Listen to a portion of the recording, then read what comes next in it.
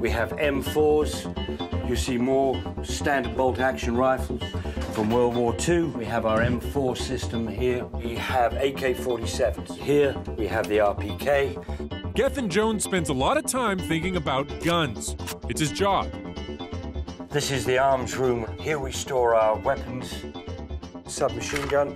In his previous career as a British soldier, he needed to be sure the firearms he used were as lethal as can be. We have many wide ranges of systems here, including a heavy weapons system, sniper systems. These days, however, the weapons he handles are essentially harmless. These are made out of rubber. They're an extremely accurate copy, right down to the sighting system. Jones works for the Hampton, Virginia-based International Replica Arms Company. It specializes in building facsimile weapons that look, sound, and feel like the real thing, but can't hurt a flea. Our systems are completely different from a live-fire weapon system.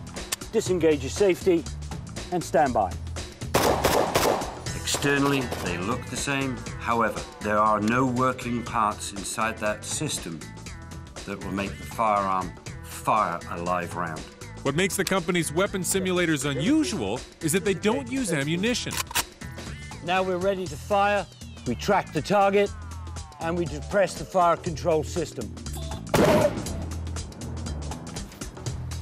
This is a replica of a Russian anti-tank missile launcher known as the Kornet. There is a muzzle flash, and you can hear the concussion of the system being fired. The flash is caused by an electrical spark that ignites a mixture of propane and oxygen. You can regulate the control of gas pressure on. Here we have the oxygen using standard gauges that will tell us the status of the bottle. The same applies to the propane, which is the ignition gas. This gun can never launch a real rocket. The chamber that you would duplicate in a replica would not allow you to place a live round into it. If somebody had access to a machine shop and tried that, the metal is not of an ordnance quality and would not withstand that pressure of round. Which begs a slightly morbid question. Why would anyone want to buy a weapon that can't hurt anybody? There are many collectors, there are many reenactment groups, and the military who want a safe system.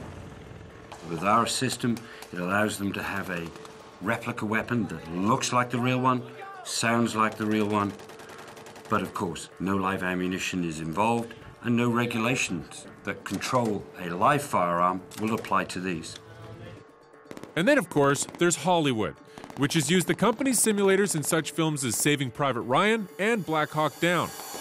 The company's replicas are displacing what has long been the favorite method of simulating gunfire, the use of blanks. There are many drawbacks to using blanks.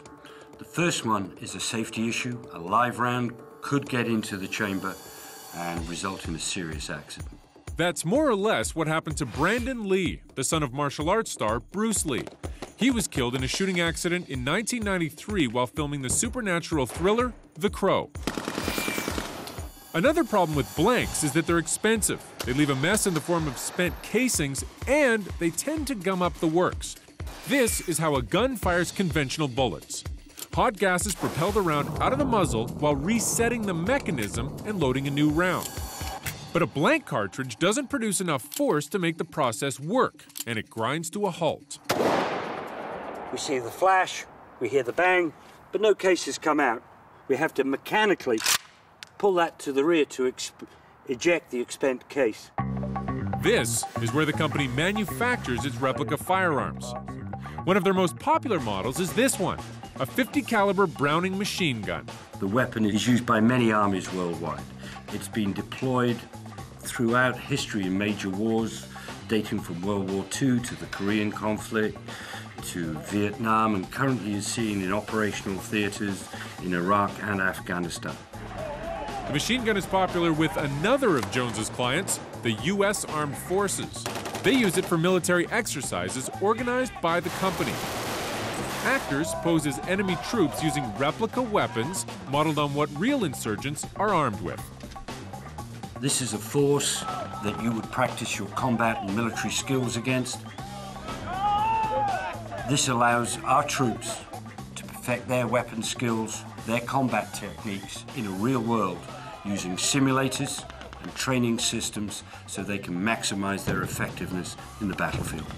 The US military train their troops well, and they're looking to make sure that their soldiers are safe all the time.